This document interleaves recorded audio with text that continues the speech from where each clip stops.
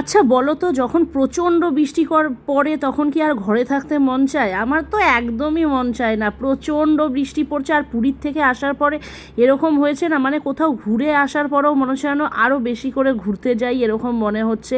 প্রচণ্ড খিদে খিদে পাচ্ছিল, আর পুরীতে সাউথ ইন্ডিয়ান ডিশগুলো এত ভালো খেয়েছি, ওটাও খাওয়ার কথা মনে পড়ছিল। আর আমাদের বাড়ির পাশে তো জানোই যেই রেস্টুরেন্টে আমরা সবসময় খেতে যাই, হোটেল হিন্দুস্তানে, সেখানে কিন্তু খুব ভালো সাউথ ইন্ডিয়ান ডিশ পাওয়া যায়। ফিরে আসার পর থেকে পুরী থেকে সায়নকে অনেকবারই বলেছি যাইনি, তো সেদিনকে বৃষ্টির সময় আমাদের ফ্রেন্ড আর আমরা সবাই মিলে চলে গেলাম।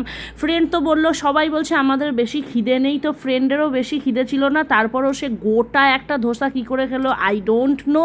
আমার বর নিয়ে নিল দই বড়া, ওইটা ঠিক ছিল একদম, আর আমি নিয়ে নিয়েছিলাম বড়া। সত্যি কথা বলবো, এইটা অনেক এক্সপেন্সিভ বড়া ছিল, কিন্তু একদম বেকার ছিল, খেতে অতটা ভালো লাগছিল না। আর লাস্টে খেয়ে নিয়েছিলাম রসমালাই। ব্যাস, হয়ে গেল বৃষ্টির মধ্যে ঘোরা।